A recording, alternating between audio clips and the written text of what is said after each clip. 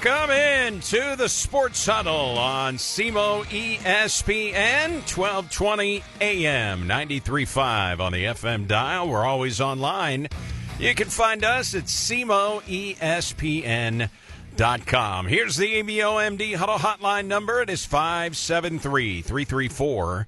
573-334-1220. The Huddle Hotline powered by EBOMD. Mike Rennick out today. He's back tomorrow. We will get into the entire elation of a walk-off victory for the Cardinals last night at Busch Stadium, tempered by the overwhelming story of Wilson Contreras. I mean, he's looking at a fine, a suspension. We've got sound from the incident with Contreras and home plate umpire Derek Thomas. We've got sound from Oliver Marmol. We've got sound from Contreras. What did the umpire say to him, and why did he snap embarrassingly and then hit his hitting coach in the face with his bat? That is all coming up. But we're going to start with some high school and college football. And when we talk about that, we want to talk with SEMO Ball's Caden Carper. He joins us on the EBOMD Huddle Hotline. Caden, welcome in. Now, where are you this morning? You're on location somewhere. Literally just parked my car outside of Houck Field. I'm here. I'm going to talk to some of the coaches and get a little preview out for Week 1 game at Arkansas State for the Red Hawks. All right, well, we talked to Coach Took yesterday on the coaches show at Wings, etc. He's ready to go. I mean, you get this deep into camp, Caden, and you get this close where guys can smell the opening kickoff. They're getting a little tired of hitting guys in their own jerseys. They want to hit somebody in a different-looking jersey. No, you're exactly right. I mean, that's every August now, and it's, you know, I've been going to just about every scrimmage these guys have, and they're getting after each other. It's pretty physical. So you can just tell, again, to your point, that antsiness is really, really starting to kick in. And, man, I mean, players, coaches, and fans alike, they just want to, you know, just see opening kickoff and, you know, really get things started. All right, let's talk about this. Something that I saw on SEMO Ball. There is now a SEMO high school football MVP belt, like a wrestling championship belt. What are the specifics? I need more information. Yeah, first, it wasn't my idea. It was something that the company kind of just, you know, thought of. And so what it pretty much is, it's going to be obviously implemented this fall. And so there's, I believe, 11 total belts. Now it's going to be the entire regular season.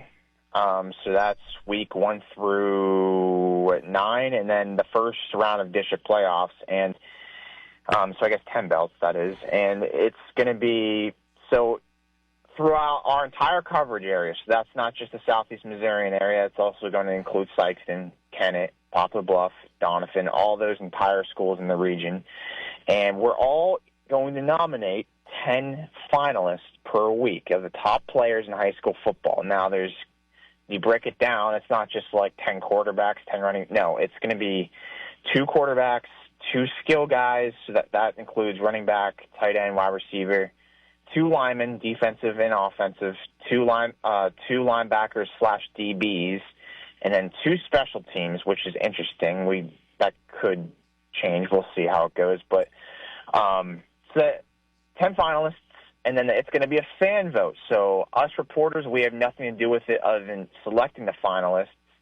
And then the fans, it'll be up to them. There will be a voting poll from every Saturday at 2 p.m. through Tuesday midnight. And it'll be online everywhere, and fans will vote. And whoever wins gets to hoist that MVP belt and keep it forever. It'll be presented to them and their team at every Wednesday after football practice. So, yeah, that's pretty much the entire spiel. It's certainly different. I think it's something that'll really gain a lot of traction and pique the interest of fans, coaches, and players alike. So this is 11 different votes. Fans are voting on this thing. So you had to buy 11 belts? Yes, that's yep. And I have 2 right now at our Southeast Missourian office, and then all these other newspapers in like Bluff and Sykeston, they have 2, just so it's evenly dispersed. All right, what do you think of the belt? It's cool. It's cool. You guys can check it out. It's still on the front page of SEMOball.com. There's an image of it there, and you guys could check it out there. It's pretty slick. It's pretty cool. All right, so the brand new high school football MVP belt coming for high school football players. All right, it gets going in earnest this Friday night. Where are you and your reporters going to be stationed this week? So there's not everything set in stone yet, but actually Coley, our sports reporter, he's going to head up all the way up to St. Louis, just about. Saxony Lutheran high school football. It's going to be their very first varsity football game. They're at Veritas Christian, and he'll be there. That's a big one there. Obviously, we'll have somebody at Jackson. They host Cardinal Ritter. That's arguably the top game in the entire state. Huge heavyweight matchup there. We'll have somebody there. And Scott City, they actually doing that co-op with Chaffee this year. They host East Prairie, so we'll have somebody there as well. So our Southeast Missourian coverage area, those are the 3 games we'll for sure be at. So a lot to look forward to in week 1. All right. As far as the top teams in Southeast Missouri, you guys put together a top 10 poll, right? Yep. Coley, our reporter, he takes pride in doing that, and he does a good job of it. So, yep, we'll come out with that every week. He actually released his preseason poll last week, I believe. And, yeah, that'll be a consistent thing again this year. So do we think that St. Vincent is going to be able to duplicate what it did last year? That's an interesting question because it's like whenever they're down, they seemingly always get back to like a state Final Four or something, right? But they do. So I'll start with the downside. They do lose a ton. They lose their star quarterback.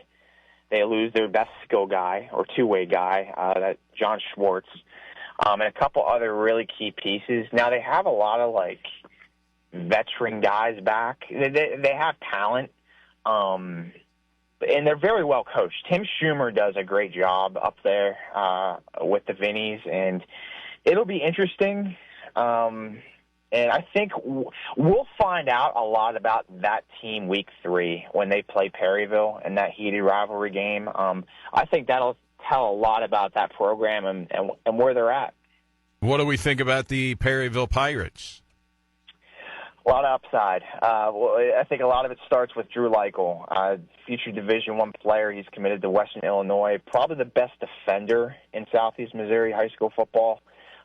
He's a game wrecker in defensive end and tight end. They use him at fullback too. He's a stud. He's fun to watch. And then they have their starting running back, starting quarterback back, pretty much the entire offensive line. So a lot of continuity there. I think Perryville can really replicate what they did last year, if not do better. Now, that's just speculation. We'll see. But I'm pretty high on the Pirates this season. Cape Girardeau Central, what are your thoughts on the Tigers, who've had a terrific run in recent years here? That's right. And I think people are a little down on them this year because they lost a lot. They lost Zaire Thomas, probably the best. Well, he was the best offensive player in the area. Very dynamic. They lose their starting quarterback, a ton of defenders. But what Kent Gibbs does, and this is why he's one of, if not the best coach in the area, year in and year out, he does such a good job developing those guys and just making them ready. And I think I trust him a lot in this. They bring back one of the top running backs in the entire state, Keyshawn Boyd. I think a lot of it's contingent upon, well, can they throw the ball this year? You know, that's one thing they haven't been able to do well at all in recent times. If they can throw the football and remain consistent on defense, These guys, they'll hit double-digit wins and contend for a district championship again. Scott City merging with Chaffee. Now, how is it described? It looks like, I mean, it's Scott City with Chaffee? I mean, how are they describing this? Is it Scott City, Chaffee? I mean, what's the terminology for what they're doing with Scott City and Chaffee? Yep, you just said it, Eric. You got it. Scott City with Chaffee. That's at least what we're going to call it. That's what Misha has on their homepage. So, yes, it's going to be Scott City with Chaffee. And about the team, I'm actually intrigued a lot by them because they bring back a lot of talent. I think they're very good on both sides of the ball. A lot of depth in the trenches on both sides, which that's really important, especially in high school football. So I'm high on them. If they can throw the ball a little bit better this year and, remain consistent on defense, watch out for the Rams. I'm telling you. I'm not sure if they're going to bump up a class because of this co-op, if they're going to become a Class 3 team now, or Class 4. I forget which one they're at now and what they may be. But, the Rams, they're an intriguing program this year, so keep your eye on them. Caden Carper from SEMO Ball. He's out at SEMO football practice at Houck Stadium as we speak. And you're going to be getting some interviews. We'll talk more about that coming up as the Redhawks have entered game week. It is game week for the high school football in the state of Missouri, 1 week after the Jamborees took place. All right, what are the preseason thoughts on the Jackson Indians? A lot of hype, and deservedly so. I mean, let's start with what they're really good at, and that's one, in the trenches.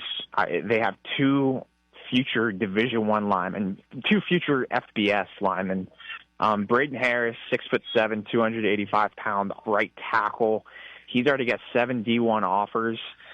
Most notably, I think Illinois was his most recent one. And then Bryson Wessel, he's an Iowa State commit. So they have a ton of talent up front. A couple question marks in their interior, but they're really good at the tackle position. Drew Parsons is back. Very athletic quarterback. Now, I think last year was big for him because he had a full year as a starter. Now that he's more mature, more experienced, I think he's really due for a breakout. I was at practice yesterday at Jackson's, as a matter of fact, and he looked really good throwing the football. So he's, of course, a future SEMO Red Hawk baseball player. He committed last summer. And also with Jackson, their backfield is going to be one of the best in the state. Jalen Hanson's back. He's only a junior.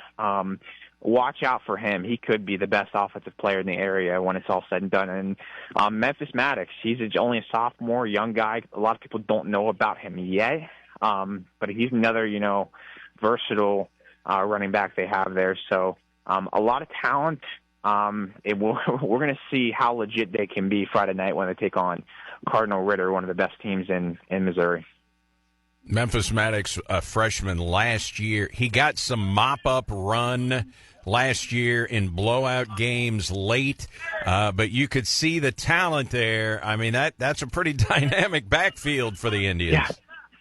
Yeah, and it seems like they're always pretty, consistent at skill positions, but that's another one of them. And I also want to mention, too, Blaine Reagan. He won a state championship in the 400-meter dash and track. They're going to use him a lot on the perimeter, but he's more of a defensive back.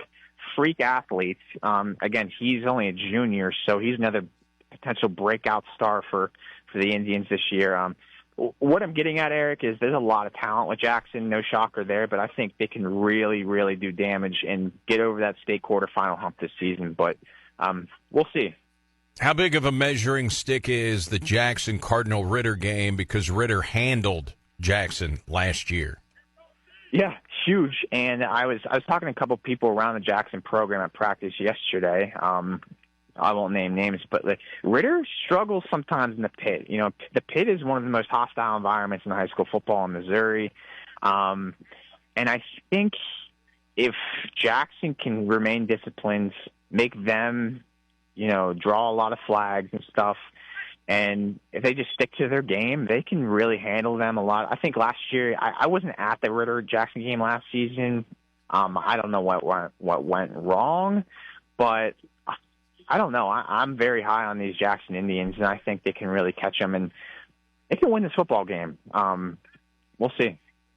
What I'm intrigued with is week 4, and that's going to be Jackson at Farmington against former coach Brent Eckley. I mean, that has fantastic week of football written all over it. And with Brent Eckley, the interesting factoid is his entire run at Jackson, which was phenomenal, and a state championship, 2 title game appearances, conference championship after conference championship. He never lost to Farmington, ever. Yeah, and that's one of those things where the story kind of writes itself, right? A lot of history, obviously, and there's been a lot of drama centered around that matchup there. You said it. Like that's one of the biggest games of the year in this area, and he's only involving one of our schools. But I'm glad you brought that up because it's gonna be rocking. I wish it was in Jackson at the Pit. That would make it a little bit better. But regardless, a lot of stakes in that one right there. It'll just be so weird to see him, Coach Eckley, on the other side of the field, coaching against Jackson. That's going to be a fun night in Farmington. All right, so SEMO football, the countdown is on, Caden. It's 4 days, 11 hours, and 40 minutes until kickoff at Centennial Bank Stadium down in Jonesboro, Arkansas. People have got to understand there are reasons FCS schools rarely beat FBS programs. Just the scholarship numbers alone, FBS gets 85, FCS gets 68. And, with the scholarships changing now, with everything in college athletics in terms of the landscape is changing. What are your thoughts on what SEMO has to do to be competitive in this game?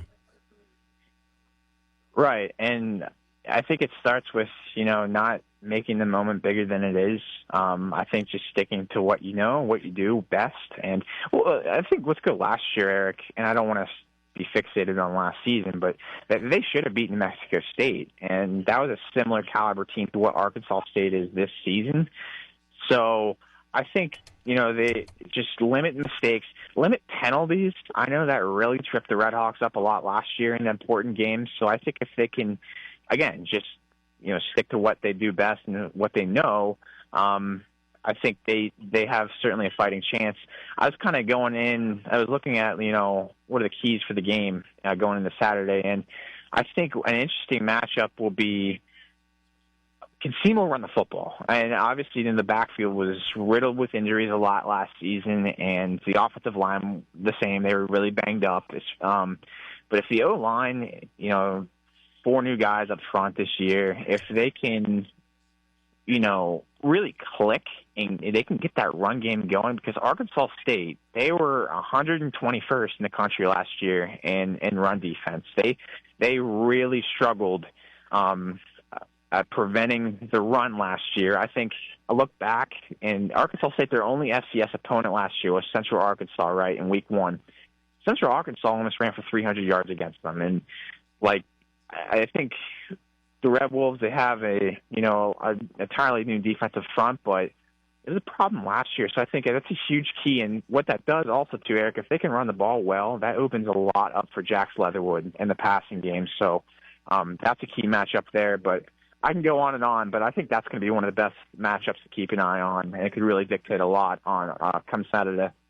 I think the biggest question marks for Arkansas State, not only was their defense not great last year, but they lost a lot of guys. They've got a lot of new people on the defensive side, but on the offensive side, super dynamic. Statistically, they've got their greatest wide receiver in school history, a third-year starter at quarterback who 2 years ago was a Sun Belt Freshman of the Year. He's a dual-threat guy. Difference between last year's game against New Mexico State and this year against Arkansas State. New Mexico State didn't have a quarterback.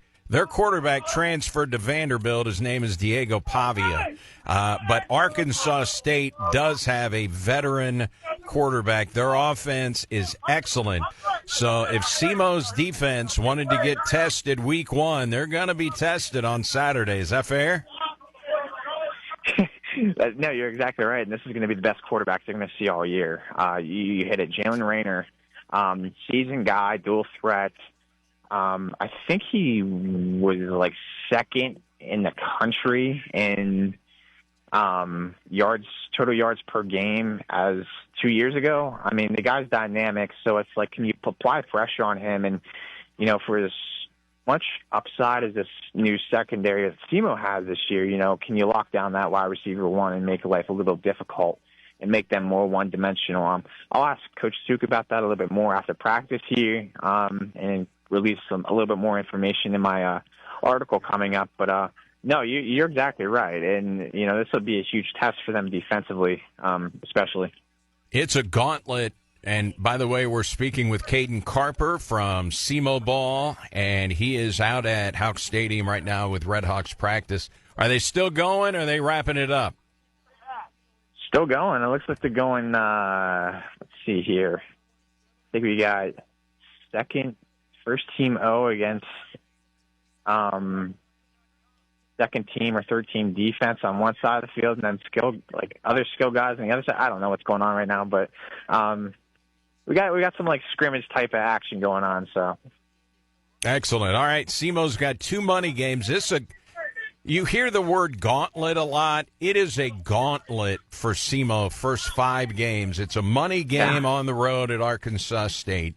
Home game against North Alabama, who's improved. Then you go play the defending national champions at North Dakota State. That's another money game.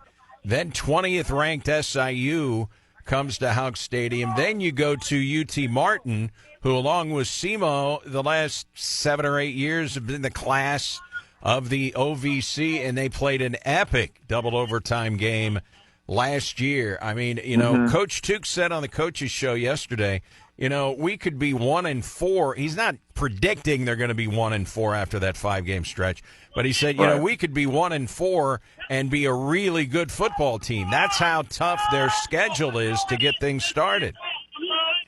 Yeah, and it's like it's a gift and a curse, right? Well, it's a gift. Why? Because it sees what you are early on. It's like, who are we? What are we good at? What do we need to improve on? It's a great measuring stick, and especially about the North Dakota State game. Coach Tuke at the OVC Media game, he's like, well, why in the hell would I schedule NDSU a week 3? Well, it's because 1, it's a great experience, and 2, it's a measuring stick game. How good are we? How far away are we from the cream of the crop in the FCS? So it's like, that's the good thing. And the curse is, like you said, well, what if they do start out 1-4, 2-3? God forbid 0-5. But I think, it goes both ways. But like you said, yeah, it's a gauntlet. And so if I'm a fan and they do start out for some reason like 1-4, I wouldn't overreact. I would just say, okay, this is what we got. And, can they run the table the rest of the way? I'm not predicting 0-5. I'm just giving a little history flashback. 2003, the Red Hawks, they were still the Indians back then. They started 0-5, but in the final game of the season, they hosted Jacksonville State, and it was for the OVC championship after starting 0-5. So, I've seen them be right there on the cusp after a slow start. Let's hope it's not going to be a slow start. Are you going to Jonesboro? How about that? Yes, I definitely am. So the drive's a little more manageable for me. So I recently moved down to Minor with a buddy of mine. So the drive's only 2 hours south to me, opposed to like 2.5 had I lived in Cape still. So yes, I will most certainly be there. I've been planning on it for months now. All right, going to be fun. All right, you are a Philadelphia Phillies fan. That was a curb stomping last night by the New York Mets. Now, the Phillies still have a 6-game lead. How concerned are you with the loss of arguably, and along with Paul Skeens, the best pitcher in the National League, and a big game postseason pitcher, Zach Wheeler, thoracic outlet surgery done for the year. That is a massive blow for your Phillies. Pretty darn concerned. He's our ace. He's a Cy Young, I don't want to say front runner because you got Paul Skeens, but he's right up there with him. It sucks. Yeah, it sucks. The rotation as a whole has been great this year. Aside from Aaron Nola, who's been so off and on, more so off. But Sanchez has been great, Christopher Sanchez, although he got shelled last night. And then, of course, Ranger Suarez. But losing Wheeler, man, I mean, my gosh, it's like, what would Detroit do if they lost Skubal? What would I don't know. He's a good example, but yeah, it sucks. The offense is going to have to kind of carry the torch in the postseason and help the rotation out. But and they get all the right pieces, right? You find your closer, you get that right bullpen piece in Johan Duran, and now you lose your ace, and it's like, man, I don't know. I don't want to get all pessimistic and everything, but it's tough. It's tough. I got to ask you this as a Phillies fan. Why is Kyle Schwarber not being talked about more as MVP of the National League? I know everybody just kind of pencils in, okay, it's going to be Ohtani because he pitches as well. But right now, the home run leaders in the National League, Schwarber and Ohtani with 45. Schwarber leads the National League in Major League Baseball, 110 RBIs. So he's number one in homers and RBIs, and his team has a 6-game lead in the National League Eastern Division. Should Schwarber be getting more love when it comes to MVP discussion? Yes, and I checked the odds yesterday, and it's pretty lopsided in favor of Ohtani. Like, I get he's great, but Ohtani hasn't even been that overly effective as a pitcher this year, and I think that kind of gives him a little bit more leeway being a two-way guy. But no, you're exactly right. And one of the best offenses in the NL, and Schwarber's the best on there. I mean, his numbers are astounding, and he's putting up similar numbers to Cal Raleigh. And I don't know if Raleigh's the front runner right now between him and Judge, but yeah, man, I need to show him a little bit more love, and not just give this a runaway award for Ohtani for as great as he is. So, I don't know. It's an outrage, and I like Schwarber. One reason, he got a lot of big hits for the Cubs, so I'm a Schwarber guy. Yeah, no, he's great. And you think he's how much more older than Ohtani too, and to do that and put up these numbers at his age is awfully impressive. So I just hope Philly resigns him. That's, I think, my biggest concern with him. That's the thing. He's in a walk year, man. Now he's 32. He'll be 33 next March when you get, in spring training. But I got to think, man, he is making a lot of money with every RBI that he delivers. Heck yeah, and he deserves it. And I think Philly's certainly got the payroll to do it. But yeah, just do the right thing, Dave Dombrowski. All right, it's going to be here before we know it. Friday night is high school football. So, did you say where you were going to be on Friday night, or you guys still haven't figured it out? Still haven't figured it out. I know Coley will for sure be at Saxon Lutheran. He wants to make the trip up north, but kind of really want to go to this this Jackson Ritter game. So we'll see. Got to make some arrangements today, but yeah, it's gonna be a fun week. I can't wait. Well, you and I are going to have similar travel assignments. I'll be broadcasting the Jackson game Friday, and then driving day of game down to Jonesboro for the Red Hawks and the Red Wolves. So I'm sure we may pass each other on the interstate. Yeah, honk your horn at me or something. I don't know. I'll have a podcast on or listen to a football game or something. So, no, it'd be good, and I'm sure I'll say hi to you at one or both places. All right, find us up in the press box at Centennial Bank. And one more time, fans get to vote on the MVP belt for 11 consecutive weeks. Are they voting at cmoball.com? Where can they vote? Great question. So, yes, I'll be releasing the poll, setting it up once I get all the finalists in order from all the newspapers around, and I'll be posting everything on cmoball.com at 2 p.m. on Saturday, as well as all newspapers. So that includes the Southeast Missourian, the Standard Democrat, down in Sikeston, the DAR, and Dexter. So, the Kennett's paper, Donaldson's paper, etc. And it'll be available pretty much everywhere. I'll blow it up on social media, so a lot of people should be able to have access to the voting poll. All right, and where can we find you on Twitter, who is now called X? Where can we find you? Yes, K Carp Media. That's KKARP. And then media. That's my. I've been tweeting a lot of SEMO stuff. It's kind of like I'm taking that beat reporter role, if you will, for SEMO. But I'll occasionally post some high school action as well. All right, K-Carp Media on X. All right, hey, thanks for joining us. I know you're out there doing your job at Houck Stadium, getting some interviews. The Gridiron Special. When is the Gridiron released, or has it been released? Yes, so it's actually been released. Okay. Last Thursday, they were out for sale. And so, one, it's available digitally on Southeast Missourian. So it's kind of hard to get there, but it's on the homepage of southeastmissourian.com.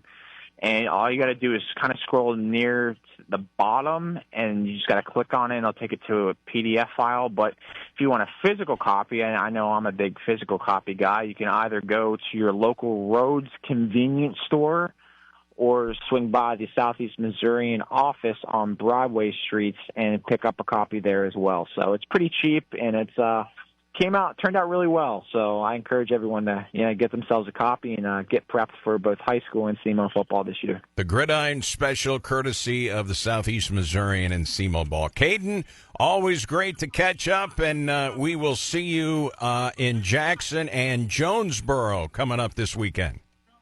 Yes, Eric, always a pleasure being able to talk with you, and I'm sure I'll see you at some point this weekend. Safe travels. All right, you too.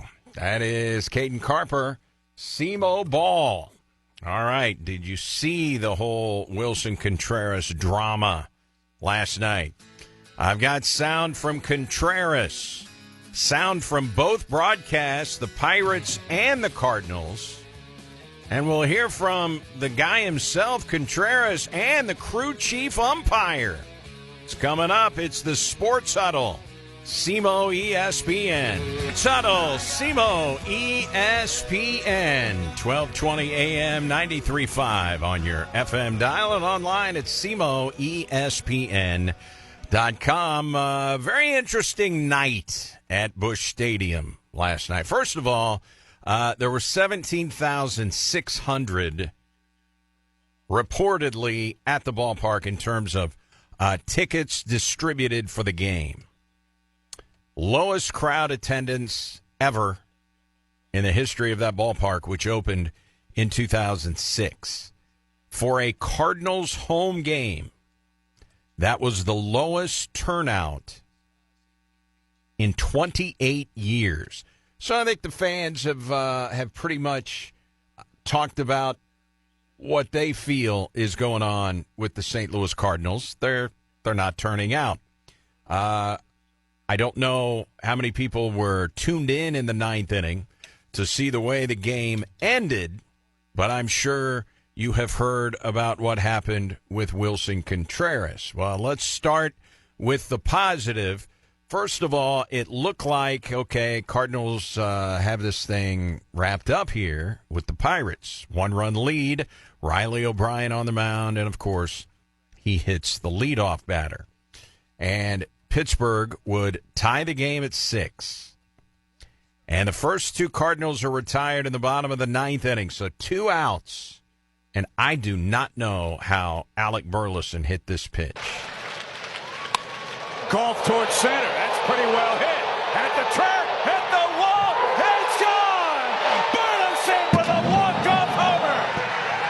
Alec Burleson, Chip, have a night. 4-hit night his first career walk-off home run. He gets a slider from Santana down and in, that same inside-out swing we've seen all night long to dead center field to walk it off. So Alec Burleson, that's his first ever walk-off. And he didn't have the greatest post-game interview with Jimmy the Cat Hayes on FanDuel Sports because he got splashed in the eyes. So he was worried about his vision. His eyes were burning, and then they hit him with a water bath during the interview. But once we got towards the post-game interviews after Burleson on the field, then the topic of conversation immediately shifted to the drama involving Wilson Contreras. Cards are up a run, 6-5, and it's the bottom of the seventh inning. Contreras, on an 0-2 count, takes a pitch right down the middle. It is at the knees. It is a strike. Contreras put his head down, started walking to the dugout. He knew it was strike three. You could see him turn over his shoulder and say something to the home plate umpire. It's interesting because the microphones down on the field, sometimes you can hear individual conversations.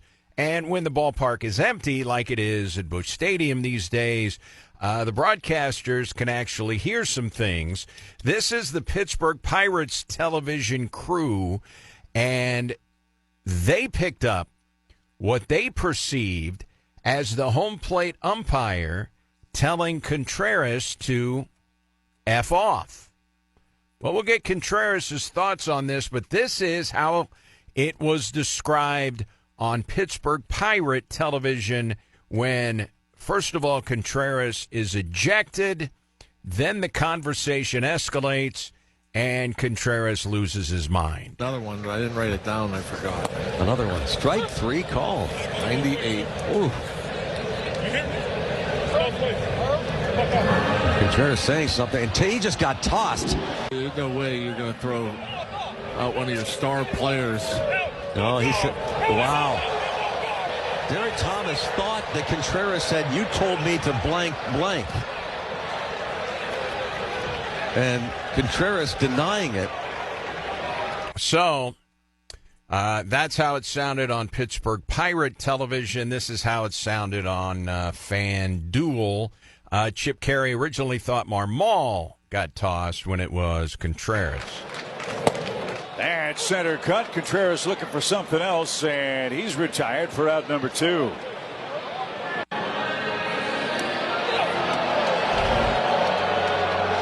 And Oliver Marmol just got tossed from this game. Or was it Wilson Contreras? Yeah, I think it was Contreras walking away. He certainly continued to look back. He's saying he didn't say anything. Now he's saying all those things he said he didn't say. Wow, Ollie's got to hold him back. So Contreras just absolutely loses his mind after getting close to being nose-to-nose with the umpire. Then he went after the umpire. And whether or not there was contact made between Contreras and the umpire, Derek Thomas, who tossed him, that is something for people who like to break down the film like the Zapruder film. I have watched it about 10 times. I did not see actual contact between Contreras and the home plate umpire. He's going to get suspended. At bare minimum, he's going to get a fine, but I think he's going to get a suspension. How long the suspension is, I don't know. But when being held back by first Oliver Marmol and then Dirty Daniel Descalso, he then tossed his bat over his shoulder, not knowing that hitting coach Brant Brown was right there, and he got hit in the face by the bat. Now, Brown is all right.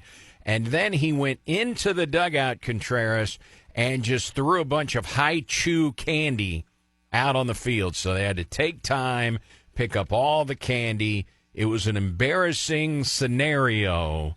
But here is Contreras after the game asking, what the heck happened, Wilson? I'm just wondering your side of what caused that situation to. I'm still wondering, to be honest. I don't think he had a reason to throw me out. I didn't argue any pitch in any at bat. I didn't argue any pitch in my last at bat. The only thing I said was, call the pitcher both sides because you're missing for us. That's it. And then I turn around. The next thing I hear, he threw me out. He had no reason for it. Apparently, he heard something that I said. I did not say that. And then after that, I just leave it at that.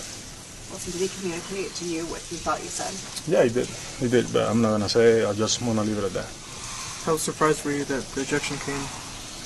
I was just walking back to the dugout with my head down. I knew I struck out on a good pitch. I didn't argue any of the pitch in any at bat today because I know he's a good umpire. But the only thing bad I said was call those pitches both sides. That's it.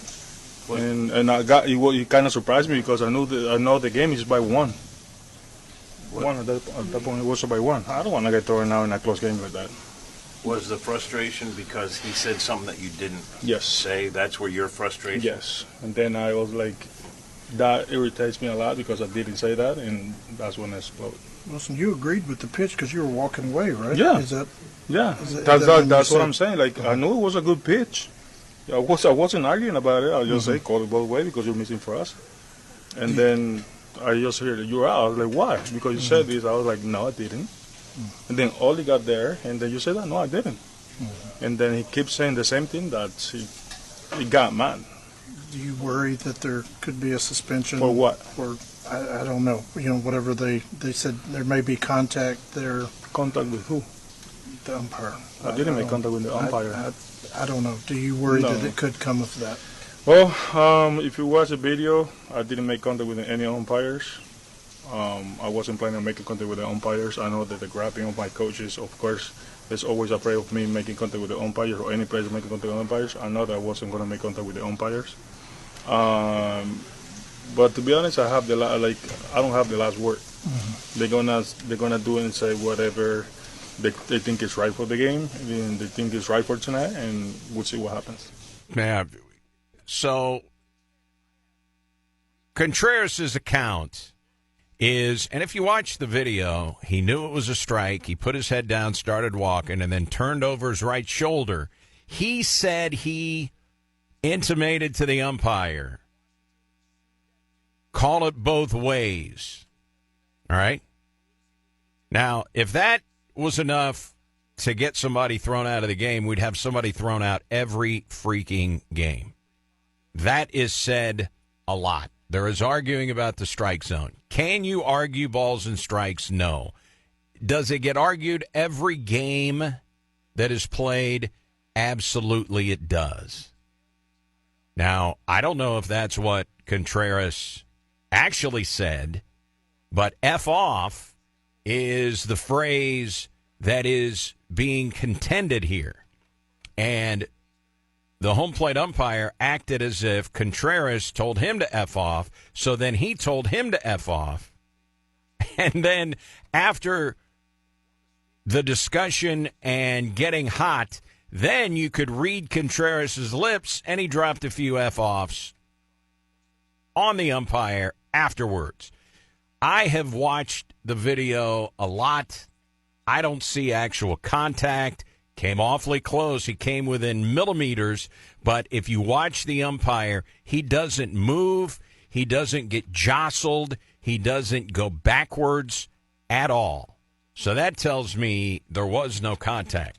Oliver Marmol was out there. He did a great job of just holding Contreras back. There's no excuse for him to lose his mind like that. He's going to pay a price. We don't know what it's going to be. Here is Oliver Marmol after the game on the whole incident. And again, he has talked to Contreras, who told him all he said was call it both ways, that he did not drop an F-off on the umpire, who did drop one on Contreras when he threw him out, because you can hear it on the microphones. Now, if you follow John Boy Media on social media or on X, I am sure, and they do lip reading and they go back. I mean, it's great. If you've never watched any of the Jom Boy media videos, highly entertaining, and they go back and they look at incidents like this and they do lip reading. It's pretty good. They are definitely going to break this one down. But here is Oliver Marmol after the game. Yeah, that's what I was confused about. I've looked at the video before coming back out here. I didn't see what Derek said about what came out of Wilson's mouth to what I talked to Wilson about, and then looking at the video, I just don't see it. So it did catch me off guard. So we'll continue to review it and make sure everybody's on the same page. But I don't think, from what I understand, talking to Wilson, like there's anything to get ejected for. So. Yeah, we'll dive into it and see kind of where this leads, but it's unfortunate. Are you worried that there will be a suspension, that you'll lose him after what all happened? Once I get back inside, I'll take a look at the full thing. Hard for me to say at the moment. You were kind of in the middle of it. Did it escalate?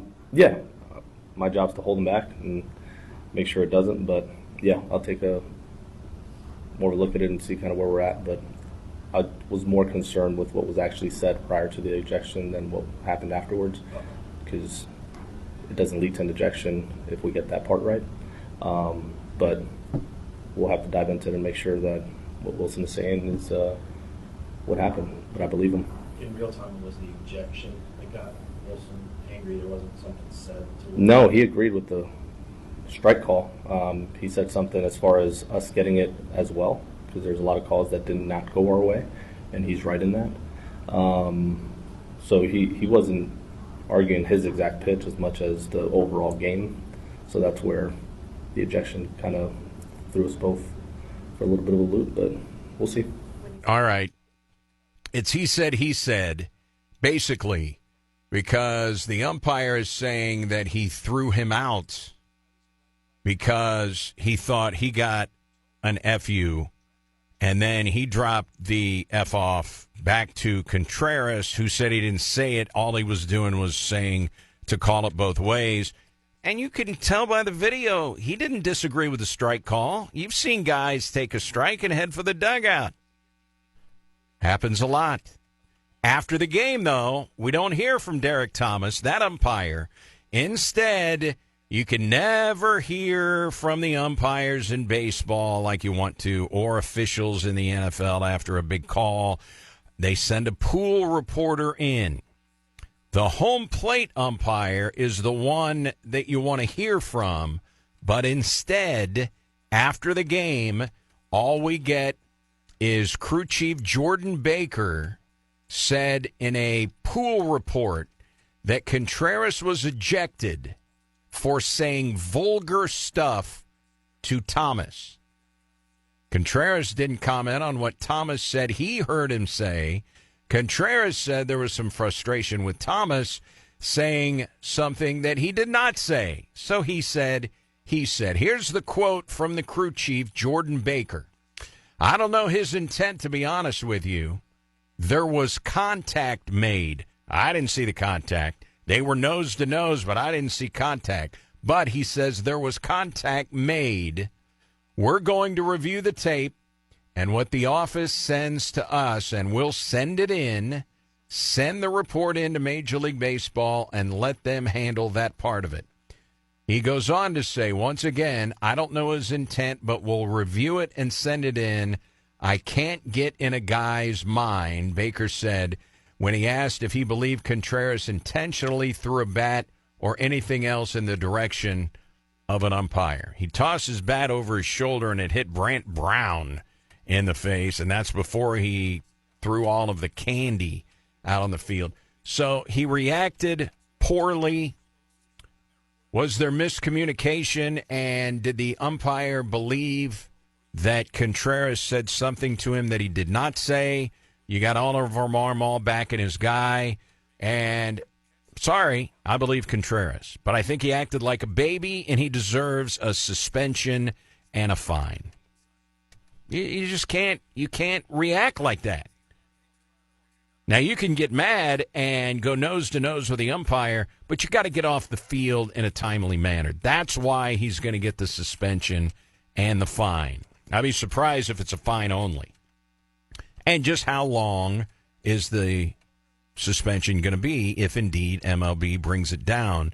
But look at the video yourself. Was there actual contact? That goes a long way into how long and what the punishment is going to be. Was there physical contact? I didn't see it. Watch the umpire. I didn't see him move.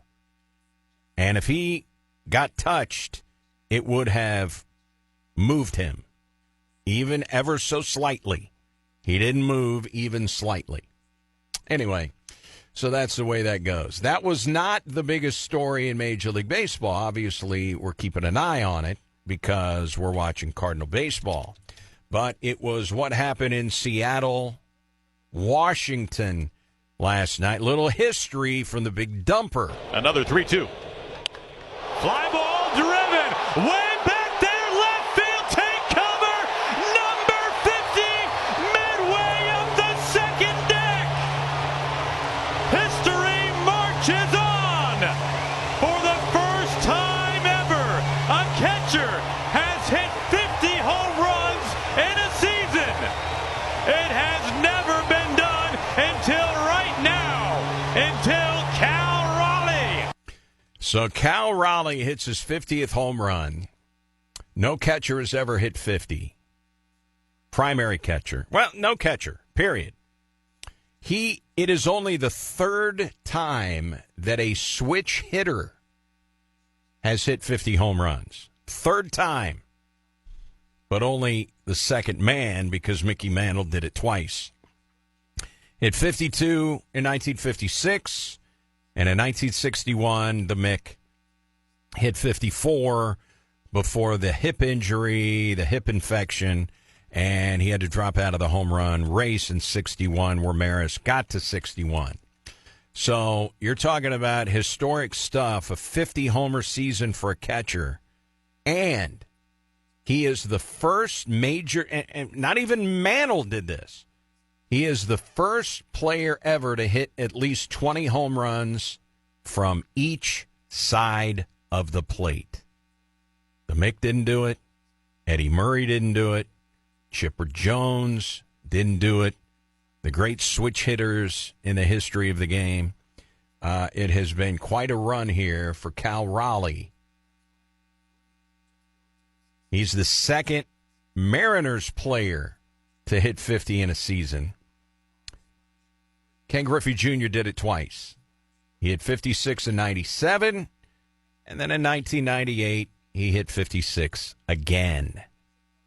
So second Mariner to get to 50, and the first catcher to ever do it, and the first switch hitter ever with at least 20 from both sides of the plate. So that was, to me, the overwhelming story in Major League Baseball yesterday. But this Contreras thing's got legs, and we're going to see Major League Baseball step in, and I'm very interested to see. And, when we're back tomorrow, Rennick will rejoin us. Take a look at the video. Call the show. What did you see in the video? I didn't see contact. I did not see actual physical contact. I don't know how. With the way he came charging in, I thought for sure there was going to be contact. Nothing like the Pete Rose chest bump when he got ejected as the manager of the Reds. But there wasn't actual physical contact with the home plate umpire who he was beefing with.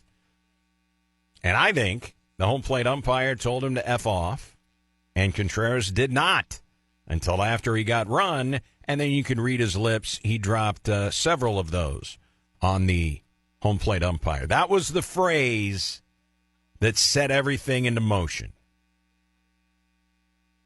Watch the video yourself.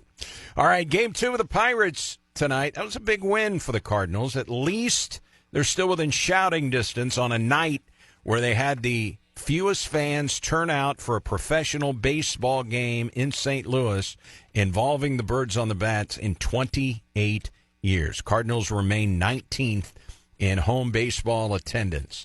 Tonight, Andre Palante versus Mitch Keller. Palante needs to go out there and get things headed back in the right direction because he is in a death spiral right now. So that's going to be a 6:45 first pitch. Once again, we thank Caden Carper from SEMO Ball in the Southeast Missourian. Their Gridiron Special is out now. And he said if you're a subscriber to the Southeast Missourian, there's a link at the bottom of the homepage if you want to get the PDF of their Gridiron preview or physically, just purchase it physically. And he mentioned Rhodes 101 is where you can get the SEMO Ball / Southeast Missourian preview for high school and college football, which gets underway on Friday with high school and SEMO Saturday night. Say hello to the radiant and ravishing Dawn Shawn. She is off of her 12-hour shift. Stay tuned. We've got Clinton and friends coming up. They may talk about the Contreras thing. Hope you enjoy your Tuesday, everybody. Back for a Wednesday huddle tomorrow. Enjoy your Tuesday.